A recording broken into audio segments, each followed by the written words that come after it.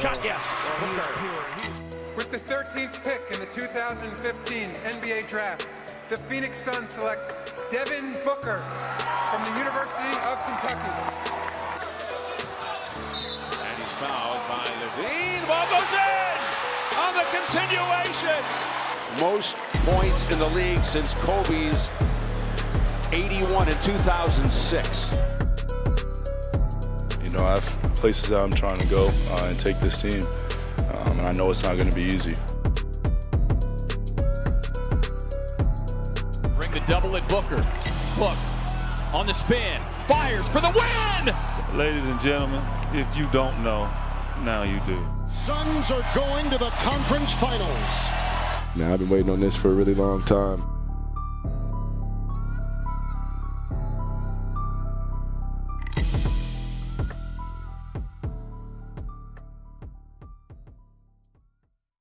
Every story has a first page, and this one begins in the city of Grand Rapids, Michigan, where a young Devin Booker grew up with his mother as his dad pursued a career in professional basketball. Melvin Booker had been a standout player at the University of Missouri, being named the Big 8 Player of the Year before having a short NBA career. He would play in some lower-level pro leagues until 2008, deciding to retire from his playing days and adopt a new focus, helping craft his son into one of the top prospects in the country. I spent the first year just recruiting him. I was like a recruiter. You just had to fly to Michigan and try to convince him and his mom, like, the best move for him is to come to Mississippi, and it allowed me to work with him daily, not just on his physical, but his mental. Having a father involved that, you know, has been through similar situations. I'm not saying it was easy all the time. Me and my dad definitely bump heads, both being as competitive as we are, but he taught me to grind. After a summer of 4 a.m. workouts on the beach and intense training, Devin would enroll at Moss Point High School, where he entered the national basketball scene as a high-level sophomore. Between big performances for his school and appearances at all the top showcases across the country, Booker would emerge as a 5-star recruit during his time in Mississippi. I don't want anything given to me. It's not really about who's in front of you, but what are you going to do to get in front of them?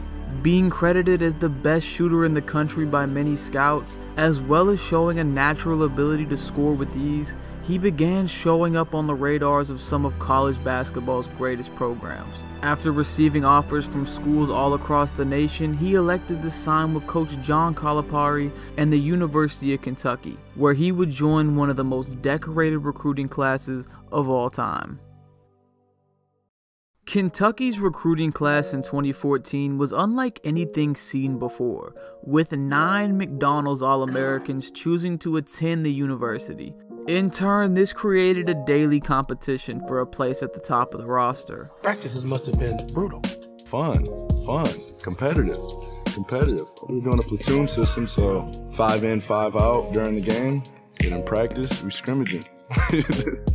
With only 5 spots on the floor available at a time and a roster loaded with talent, there were moments during Booker's freshman season that he was forced to fight for minutes. In 38 games for the Wildcats, Devin was never named a starter, averaging 10 points per game in a fluctuating role with the team. That being said, in his limited minutes, he still showed why he had been such a highly touted prospect, being named the SEC 6th Man of the Year and separating himself as the top shooter in all of college basketball. After a deep run in the NCAA tournament, Booker would join 8 of his teammates in declaring for the 2015 NBA Draft, betting on himself and looking to prove that he had what it takes to take his game to new heights. Did you know you were as good at Kentucky when you were platooning and you did not get that many minutes? Did you know you could be this guy? Yes, and I know how hard I work, so I want to go match it up with the best talent in the world. And once I was there, I was comfortable. Coming into the 2015 draft, many scouts around the league were projecting Booker as a primary three-point specialist at the next level, but there were questions about what his ceiling could be, considering the lack of exposure he had in the crowded spotlight at Kentucky. After months of pre-draft workouts, on June 25, 2015, Devin Booker was selected by the Phoenix Suns with the 13th pick in the NBA draft. when we were there on 13, and a lot of talented players, including Devin, were on the board, we were getting a ton of calls for the pick. We just said, now we have our guy. Coming off a mediocre 39-43 season in which they missed the playoffs for a 5th straight year, the Suns were looking for a spark to build their franchise around, and Devin Booker was ready to make himself feel right at home.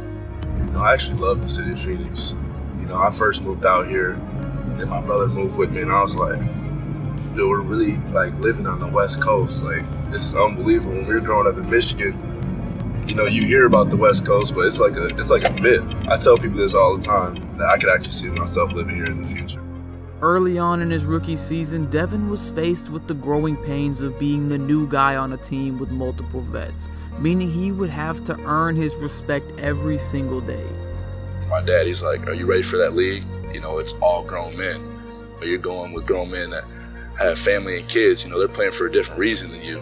Or they're going to look at you like a kid just playing basketball to have fun. They're going to treat you like bait out there. Are you ready for that each and every night?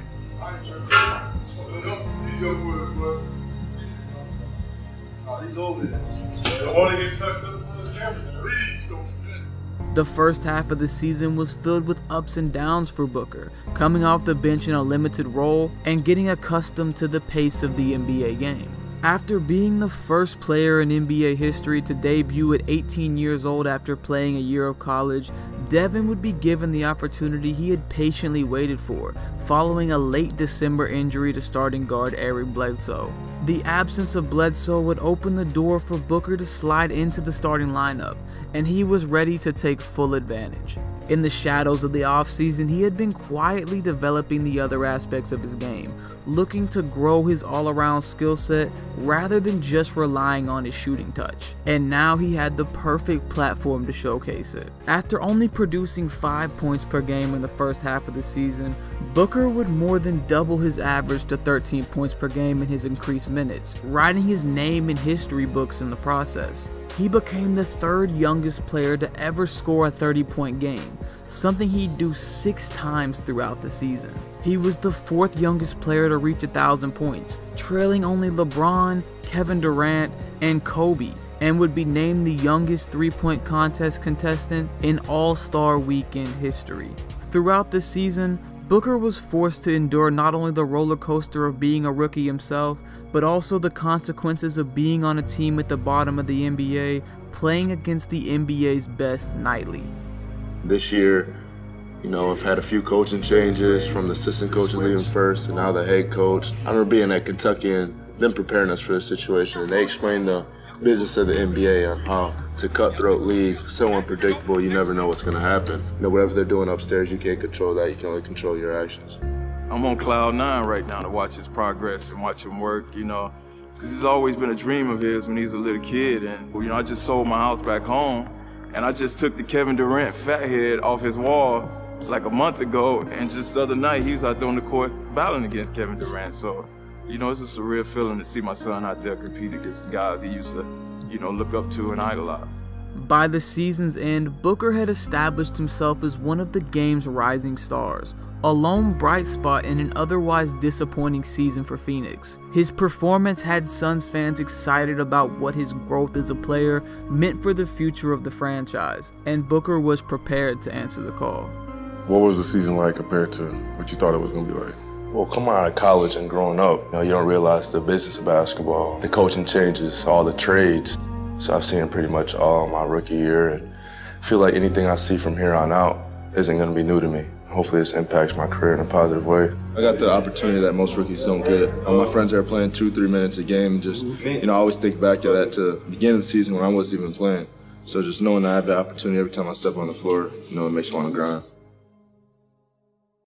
The following offseason was an intense one for Devin, as he continued looking to expand his game and develop into one of the game's top offensive threats. After proving he could be the centerpiece for an NBA franchise, it was evident that Phoenix was ready for Booker to take on a larger role in the offense, and he was more than ready to carry the weight. As the season got underway, Devin immediately showed signs of growth and filling the stat sheet in multiple ways. Gone were the days of people thinking he was only an off-ball shooting threat. as Booker had developed into one of the best on-ball scorers the game had to offer. His improved handles and ability to break the defense down one-on-one was a stark contrast to his initial scouting report, and it became clear that Devin was a rising star. That being said, even with Booker's improvements, the Suns still struggled to win games. With a relatively young roster and lack of direction as a franchise, Phoenix found themselves at the bottom of the Western Conference, something that undoubtedly affected Booker's national exposure. While he had been performing at a high level all season long, with the Suns unable to pick up national TV games, only the local fans could truly appreciate his game night in and night out. On March 24, 2017, Phoenix traveled to Boston to take on the Celtics in the middle of an East Coast road trip. With the Suns on a 6-game losing streak, there were few national eyes tuned into the contest, but Booker had other plans. He got off to a relatively hot start, pouring in 19 points in the first half, nailing 7 shots and 4 free throws in what seemed to be another blowout loss. But something changed in the second half. After driving to the rim and finishing through for an and one within the first minute of the third quarter, Booker would completely take over the game. He would score 23 points in the third quarter alone, getting to his spots whenever he wanted and converting multiple three-point plays in the process. As the fourth quarter got started, it became clear to everyone watching that this was a special night. The TD Garden crowd began to cheer on Devin as he continued to knock down difficult shots, even with the Celtics throwing all their defensive attention his way. As the number in the box score started growing, fans from all over the country began tuning in, rushing from social media updates to witness what could be history. In the final 12 minutes of the contest, Booker would drop 28 points, bringing his total for the half to 51 and making him the youngest player to ever score 70 points in an NBA game. I think once he gets this, then they can calm down. He did it! And the crowd is happy. So, Celtic bench, listen to your crowd. Most points in the league since Kobe's 81 in 2006. Booker had been operating under the radar all season long, but after this performance, finally found himself in the middle of basketball spotlight. After proving that he was capable of being a top scorer at the pro level, there was no doubt that the entire league was officially on notice. Booker had developed into a 25 points a night level talent, all while somewhat single-handedly shouldering the load of an entire franchise. An invite to the 2018 Team USA minicamp proved that he had gained the respect as one of the game's top talents, and spending time during the summer competing against the best players in the world allowed Devin the chance to showcase it further. He would impress throughout the camp, going at seasoned vets like he wasn't only 20 years old, and impressing everyone who witnessed it in the process. He already has that mentality of being a killer. He already has, tools in order to be he's already a great player in this league already. He's going to continue to showcase that. Not only can he score, he can rebound, he can pass. You're seeing it. And when he goes against the high-level teams, you can see that he raises the game to another level, and that's the telltale sign of a great player in the making that can have that consistency for years to come. So, obviously you guys can see I'm a fan. The Suns still found themselves struggling to find footing in the competitive Western Conference, and even though Book had become a household name amongst NBA fans, there was no question that the losing was becoming more frustrating. In response to being one of the game's top scorers, Devin would sign a 5-year, $158 million contract, leading him to take on more roles in an effort to make Phoenix competitive. With the absence of a true point guard, Booker became the primary playmaker, upping his assist numbers to 6.8 per game and often having to orchestrate the offense. On the defensive end, he answered the challenges of many critics, proving to be effective at guarding top talent on the other side of the ball.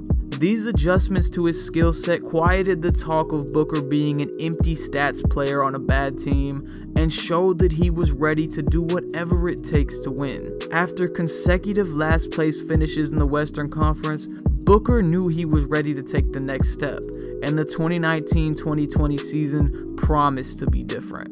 You know, I have places that I'm trying to go and take this team, and I know it's not going to be easy. The 2019 season meant a new beginning for Phoenix, as they signed former 9-year NBA vet and experienced assistant Monty Williams to be named head coach. Similar to how Booker had broken records for being the youngest player to reach milestones, Monty had been the youngest head coach in the NBA back in 2010 and was ready to help deliver the Suns over the hump. What I want Devin to understand is I don't want to get in his way, and yet at some point I think he knows that I can help him.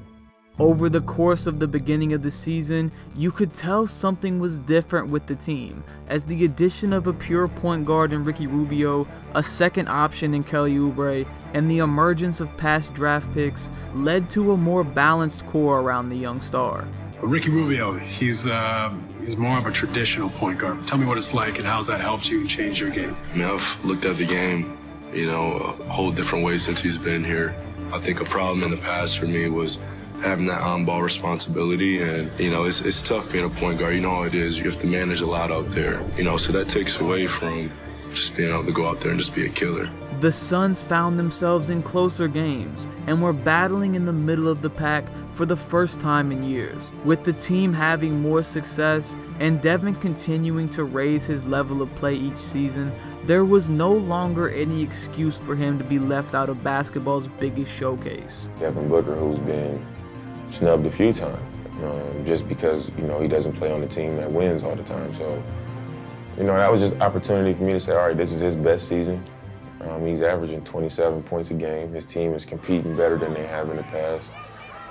And he's one of the best players in the league. He should be in the game.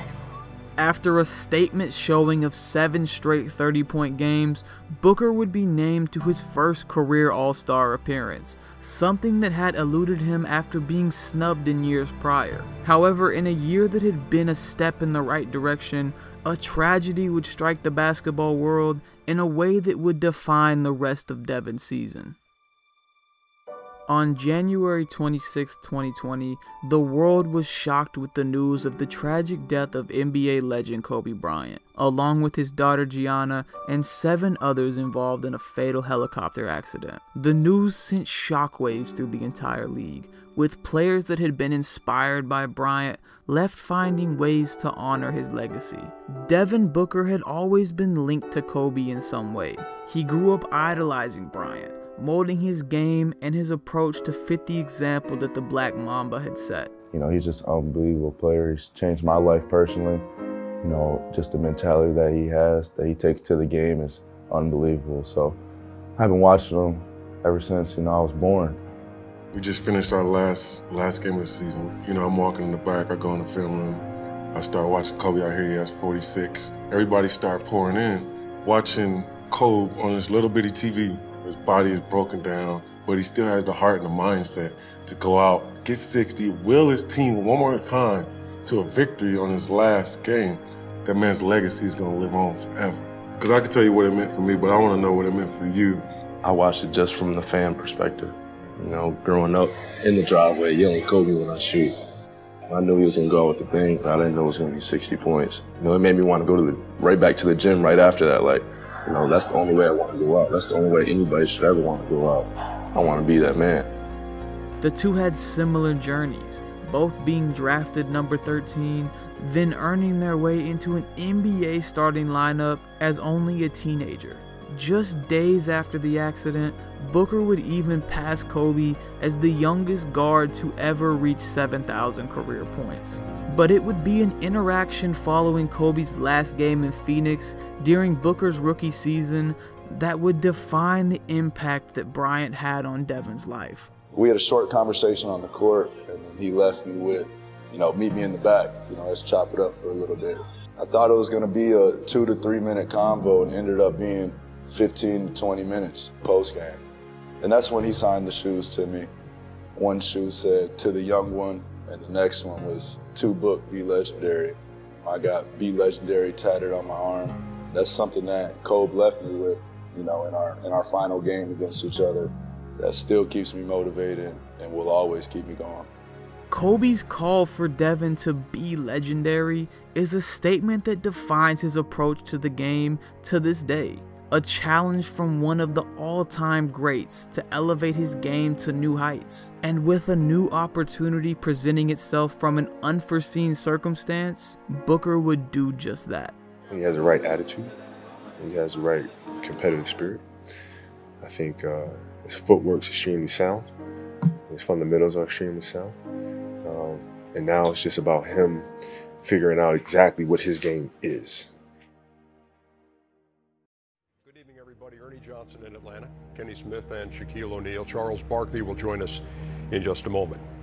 Last night it was the NBA suspending its season after Rudy Gobert of the Utah Jazz tested positive for the coronavirus. The league will use this hiatus to determine the next steps in dealing with the pandemic. I think, as Kenny said earlier, that I think we're at the point now that this has been declared a pandemic, that it's virtually impossible to contain it, and it's going to become widespread. And also, as Kenny said, the NBA community is not immune, and so it's going to spread throughout our community as well.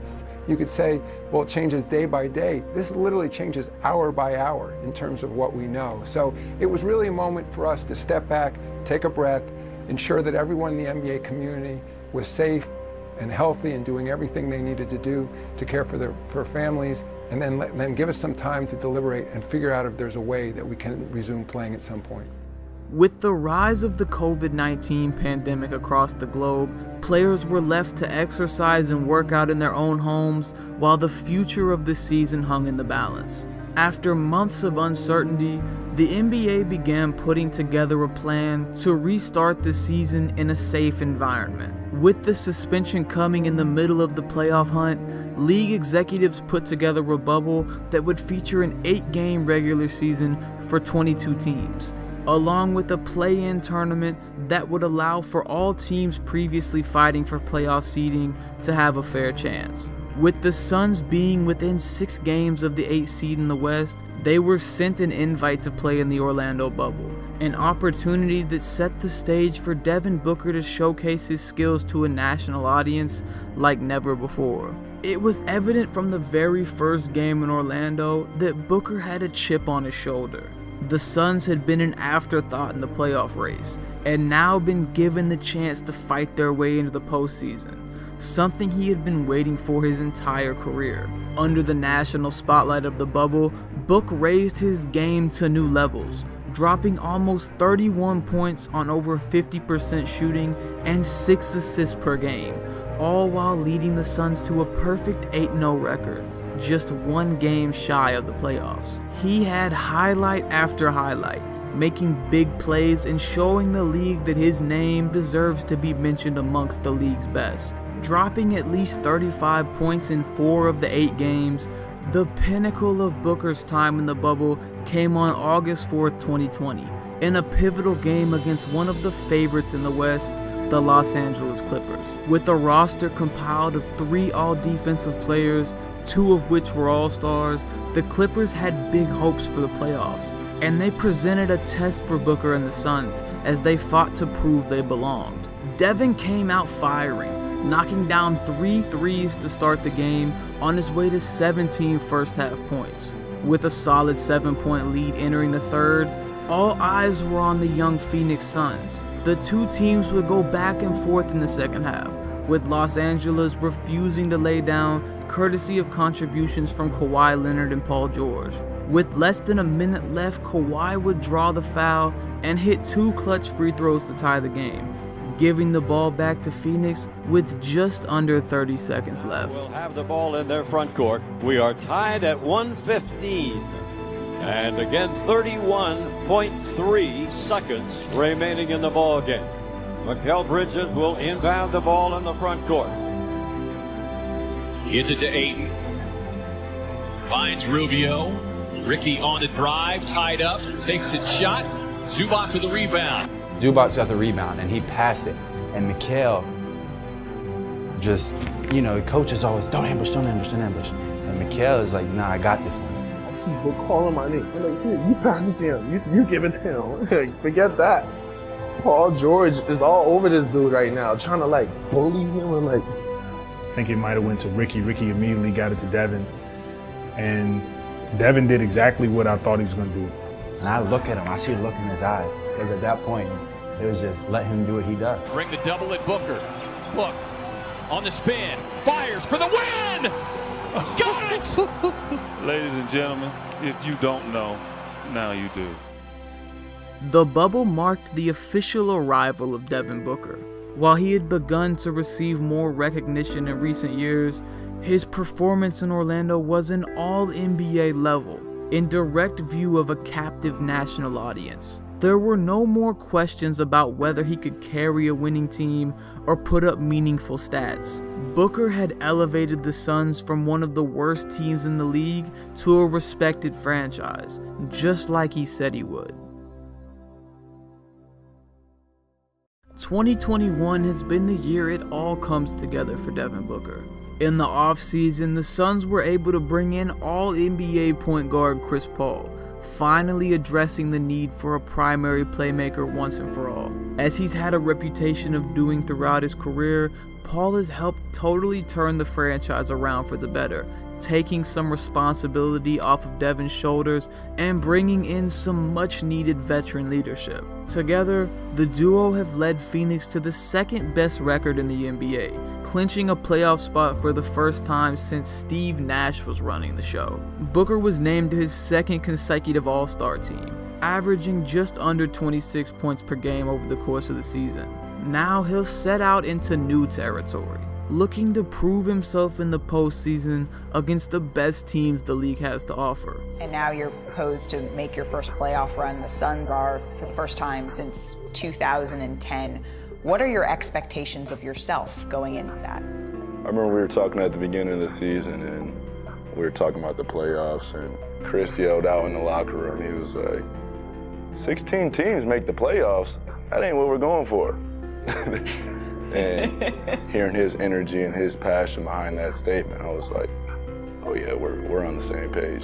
Not winning just to make the playoffs, not winning just to get to the first round or the second round. We're trying to win it all. Look, you're going to the Western Conference Finals. I see you not smiling. It's okay to smile. Tell us how you really feel, brother. Hey, man, I feel good. And I feel really good, man. I've been waiting on this for a really long time. Just playoff basketball in general. You know, a lot of people have been saying, you know, I haven't played any meaningful basketball, and, you know, I'm not ready for that. And, you know, this is my time to prove it, so. Whether it be making a name for himself in high school out of Mississippi, earning playing time on a crowded Kentucky roster, or fighting for his chance to shine in the NBA, at only 24 years old, Booker has had to prove himself at every level along the way. The biggest chapters in Devin's story are still yet to be written, with plenty of blank pages destined to be filled right before our very eyes. There's no doubt that by the end of his career, people will likely be telling stories of big playoff series, MVPs, and potentially championship rings. But in this moment of time, the greatest lesson his journey can teach us comes from the value of the grind. Following the example that his idol Kobe Bryant had set throughout his career, Booker has taken the hand he was dealt and made the most of it, putting in the hours it costs to be great, the hours it costs to be legendary. The most important thing about my career is being able to pass it on and have the next generation of athletes embody the same spirit, learn some of the same techniques, and have kind of that same mindset. I mean, that's the coolest thing to me. Playing against Booker tonight, I mean, he went straight to my move. The first time he caught it, dude, yeah, you're not gonna beat me on my move, man. Like, you know, but I mean, it was great to see. It was absolutely great to see, and because I remember I did the same thing with MJ.